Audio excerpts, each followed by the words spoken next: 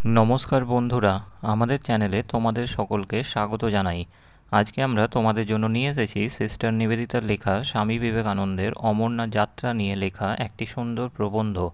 প্রবন্ধটির নাম হলো অমরনাথ। চলো তাহলে আর দেরি না করে আমরা জেনে নিই সিস্টার নিবেদিতা সম্পর্কে। সিস্টার নিবেদিতার আসল নাম ছিল মার্গারেট এলিজাবেথ নোবেল। তাকে ভারতে সিস্টার নিবেদিতা বলে ডাকা হয়। তার জন্ম 28 অক্টোবর 1867 সালে। তাঁর লেখা কয়েকটি বিখ্যাত বইয়ের নাম হলো Kali the mother, cradle tales of Hinduism, the master as I saw him ইত্যাদি। ভগিনী নিবেদিতা 1911 সালের 13 অক্টোবর পশ্চিমবঙ্গের দার্জিলিংয়ে শেষ নিঃশ্বাস ত্যাগ করেন।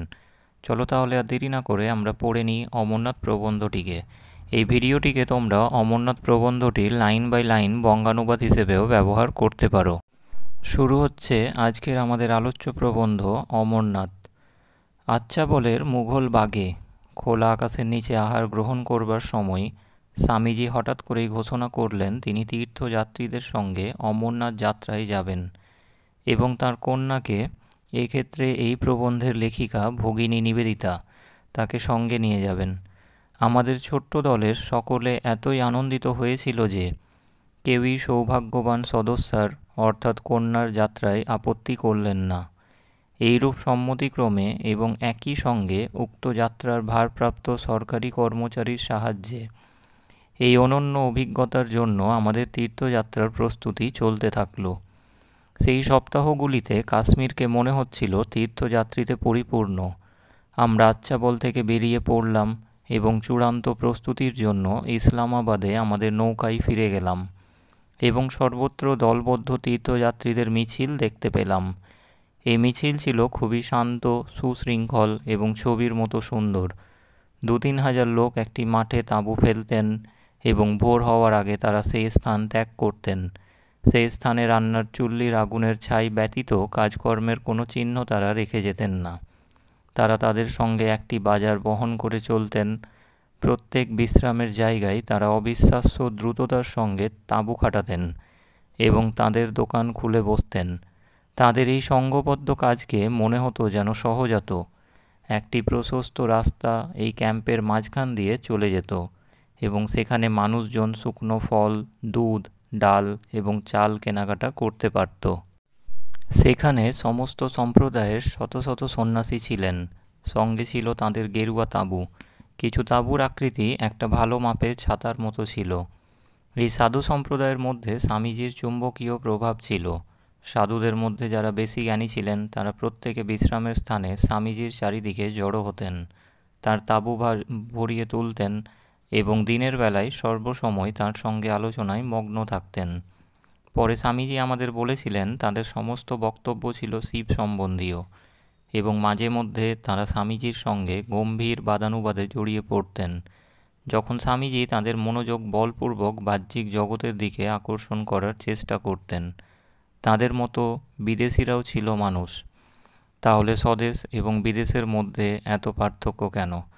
তাদের মধ্যে অনেকেই মুসলিম ধর্মের প্রতি স্বামীজির উষ্ণ ভালোবাসা এবং সহানুভূতির অর্থ বুঝতে পারেননি। এই অনুরূপ পরলোক চেতনা যা স্বদেশ ও বিদেশকে অভিন্ন করে তুলেছিল, সেই চেতনায় এই সরল মনের ব্যক্তিদের এই চিন্তায় বাধা দিত যে হিন্দু ও মুসলমান সর্বজনীন অখণ্ড সত্তার প্রতিদ্বন্দ্বী দুটি রূপ।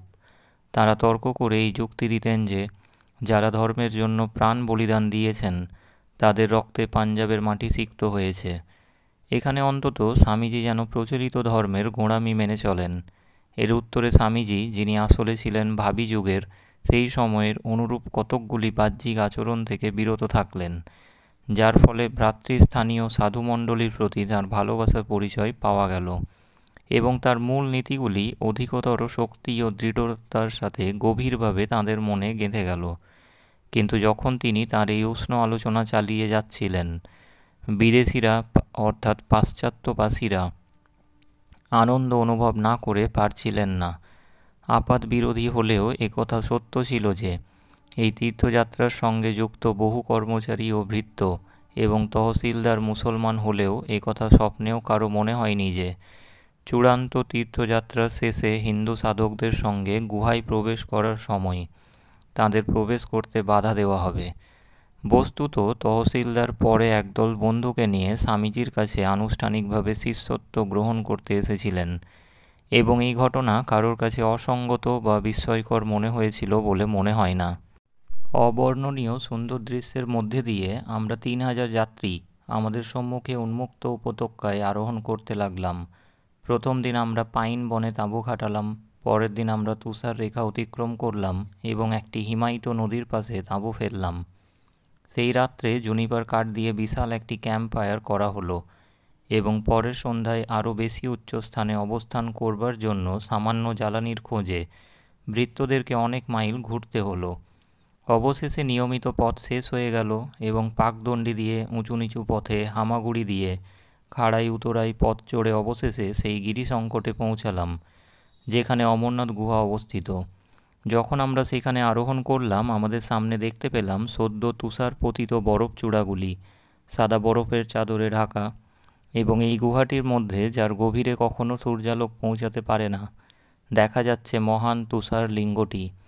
যে লিঙ্গটির প্রথম দর্শনে একদল বিস্মিত কৃষকদের মনে হয়েছিল যেন সাক্ষাৎ ভগবান আবির্ভূত হয়েছেন।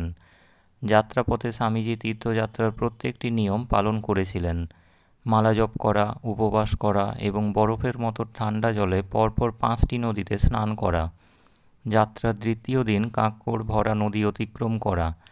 শেষে যখন তিনি গুহার মধ্যে প্রবেশ করলেন, তার মনে হলো স্বয়ং শিব যেন সশরীরে তার সামনে প্রকট হয়েছেন।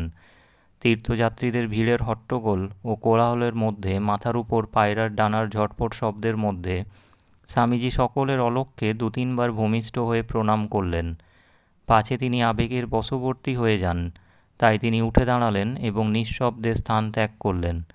পরে তিনি বলেছিলেন, ওই ক্ষণকালের মধ্যে তিনি ভগবান শিবের কাছ থেকে অমর হওয়ার বর পেয়েছিলেন, অর্থাৎ ইচ্ছা মৃত্যুর বর লাভ করেছিলেন।